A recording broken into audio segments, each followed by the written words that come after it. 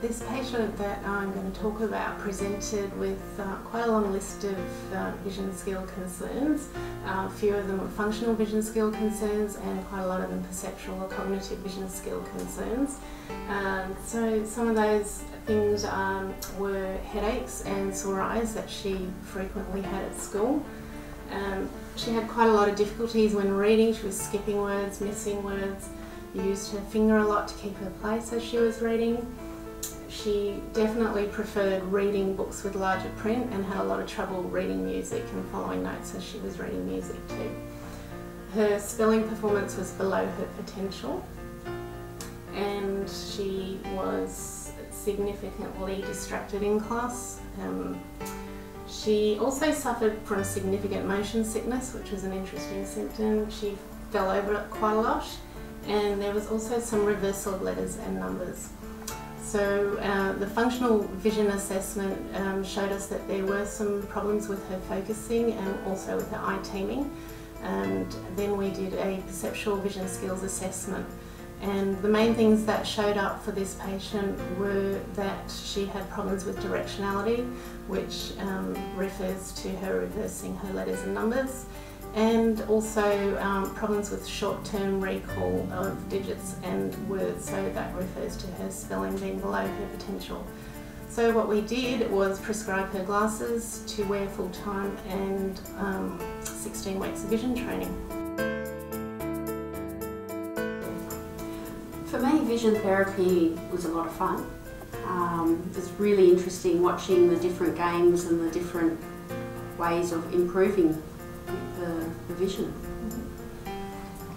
What was vision therapy like for Sophie? Sophie loves her vision therapy. She finds it a lot of fun. What was required of you to get the improvements? Well, as a parent, we'd have to bring her every week, and there's also homework to do at home. We also have to set up the computer for her. How much did you have to do at home? At home we don't have to do a lot. We do help guide her. It's actually fun playing the games, particularly the juggling. And yeah, it's fun. What strategies did you find worked best for you to get the success? To get the success, it's about consistency, remembering to do it every day, and encouraging Sophie along the way too. For new families starting, I would really encourage them to really get involved and to realise that it will help their child. And the more that they can be involved with it as well, I think it helps the child along. I would suggest to parents of children who aren't performing to potential to have their eyes tested by a behavioural optometrist, because I think there's actually a lot more kids out there who have the problem and don't realise it. And as a teacher myself, I've now become quite aware of the fact that that could be the problem for the students.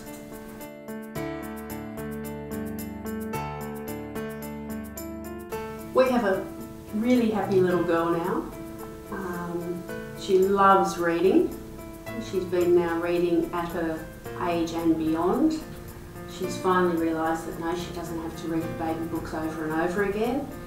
She's happy, she's writing, the tantrums have basically stopped. We haven't had any car sickness.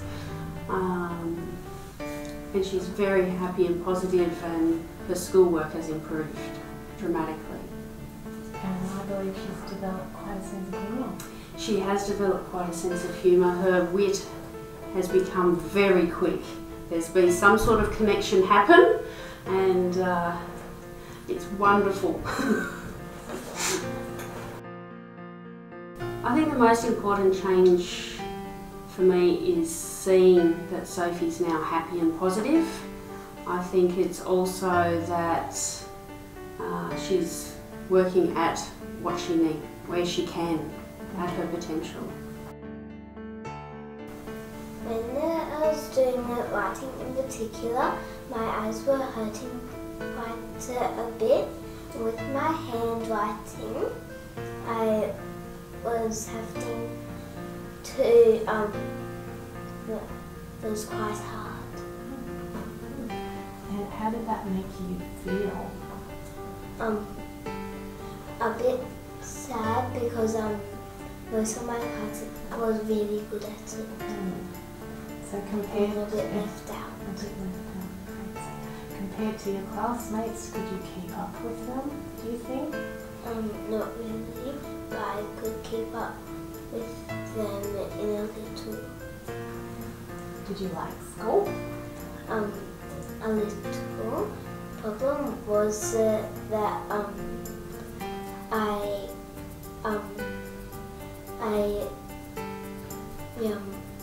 felt a little left out because they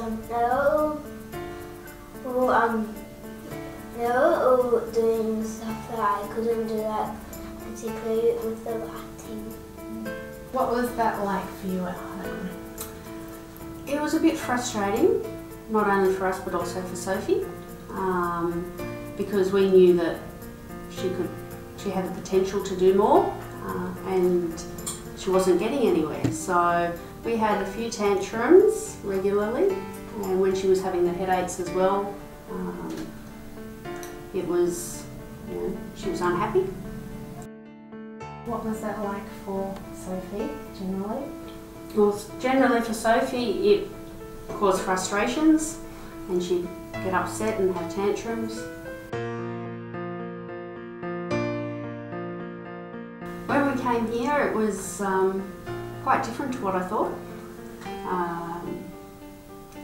So yes, Sophie ended up with her glasses, and so she's got the 2 pairs of glasses, one for general work and then one for the computer.